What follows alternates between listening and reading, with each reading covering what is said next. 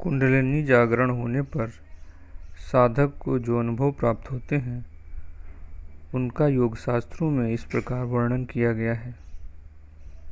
कहते हैं कि जब आपको ध्यान में दिव्य दर्शन होते हैं, दिव्य सुगंध, दिव्य स्वाद, दिव्य स्पर्श का अनुभव होता है, दैवी अनाहत ध्वनि सुनाई देती है अथवा आपको प्रभु से दिशा निर्देश प्राप्त होते हैं, तो ये सभी इस बात का संकेत करते हैं कि कुंडलिनी शक्ति जागृत है।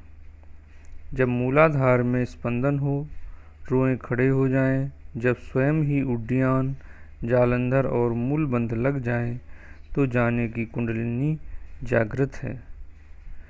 जब श्वास बिना किसी प्रयत्न के रुक जाए और कुंभक लग जाए, तो जाने की कुंडलिनी जागृत है।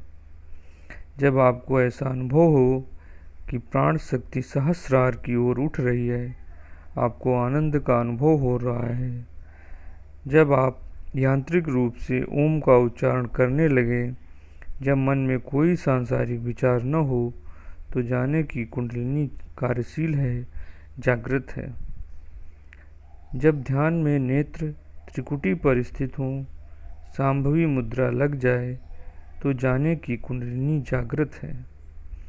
जब आपको अपने शरीर के आंतरिक अंगों में प्राणों के स्पंदन का अनुभव हो, जब आपको विद्युत के झटकों की तरह के झटकों का अनुभव हो, तो समझिए कि कुंडलिनी शक्ति जागृत हो गई है।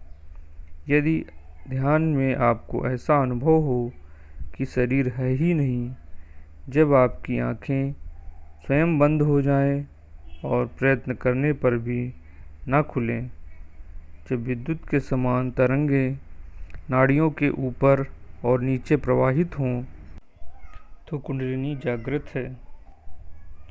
ध्यान करते समय जब आपको प्रेरणा और अंतर्दृष्टि प्राप्त हो, जब प्रकृति आपके समक्ष अपने रहस्यों को अनावृत करे, जब सभी संदेह दूर हो जाएं और आप वेदों को स्पष्ट रूप से समझ लें, तो जाने की कुंडलिनी शक्ति जागृत हो उठी है।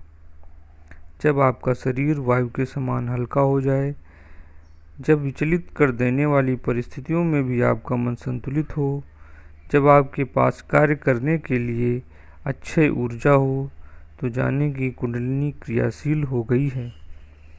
जब आपको दैवी भाव समाधि हो, जब आप में व्याख्यान देने की शक्ति का विकास हो, जाने की कुंडलिनी जागृत हो गई है।